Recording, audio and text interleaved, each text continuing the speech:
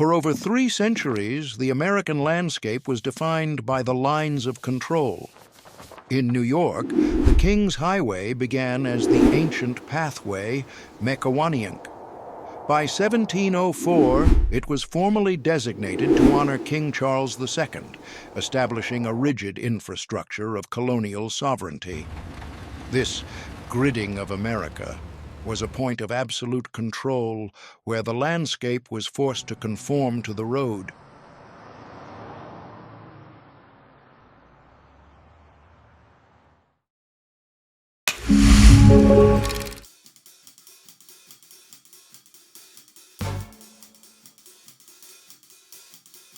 Enter Morris Lapidus.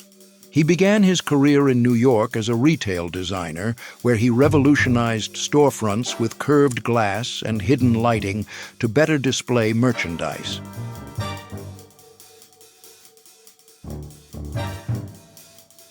Enter Larry Rivers, a professional jazz musician, American painter, filmmaker, and occasional actor.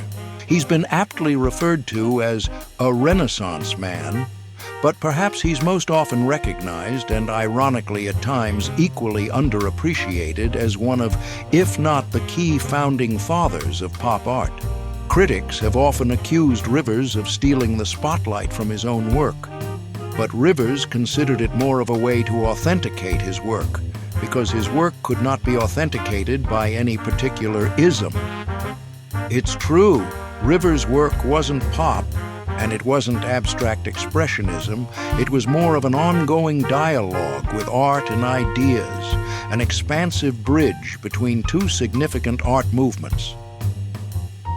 Lapidus is also known for designing the Lincoln Road Mall, previously known as the Fifth Avenue of the South. But the late 1950s Lincoln Road had fallen on hard times. Lapidus suggested closing it off to traffic, stating that a car never bought anything. He filled it with gardens, sculptures, waterfall, and places for people to rest, making human transportation a full circle, of man being on foot, to horses, to cars, and back on foot. In 1971, he was asked to design a pool in Bed-Stuy, Brooklyn. So he did what he has always done. He set the stage.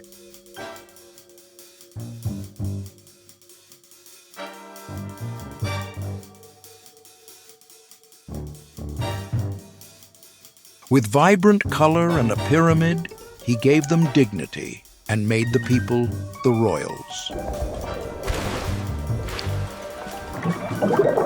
Enter Jean-Claude Basquiat, a seminal American artist who rose from an underground graffiti poet to an international art superstar in the 1980s.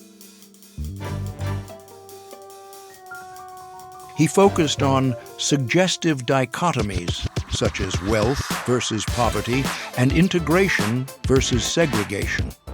He often portrayed Black historical figures, including jazz legends like Charlie Parker and boxers like Muhammad Ali, as heroes and saints.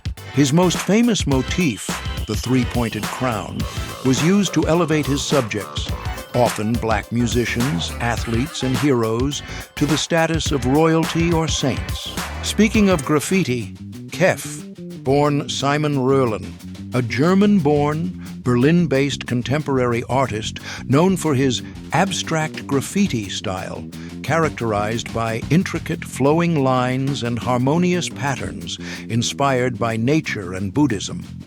His work aims to spread positive energy through murals and paintings, having collaborated with brands like Porsche and Urban Outfitters across Europe and Asia. Join us in celebrating these 4 artists who broke free of the grid, set the stage, and crowned the people, reminding us that we are the royals.